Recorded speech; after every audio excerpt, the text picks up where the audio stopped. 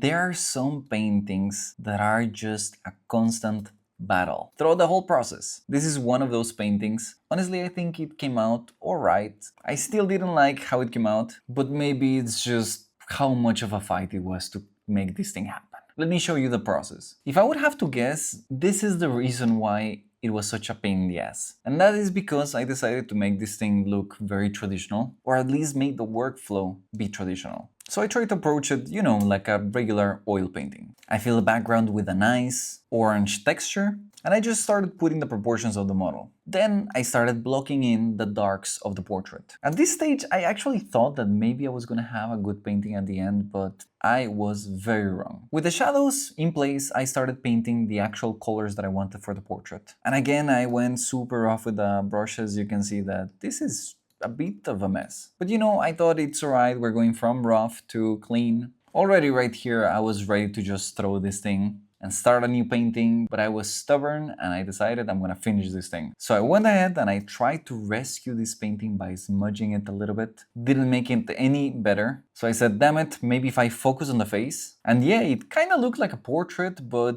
not the portrait of the model that I was drawing at all. At least the colors were interesting. It was not until this step that I was like, damn it, and I just overpainted the hell out of everything. I had to change all the proportions, clean everything. And you know what I actually like out of the whole painting? Her clothing. Because when you see it from afar, you see this and you're like, yeah, that is fabric. I can see it happening. But when you get up close, this thing is just a mess of brushstrokes. So that is the only part of this portrait that I'm actually proud of. I guess it didn't come out that bad, but I really suffered through the process. But hey, if you want to get the brushes that I used to create this painting, all of these very rough textury brushes, or the textures that make this very nice traditionalizing effect on your portrait, you can get both of them down in my links.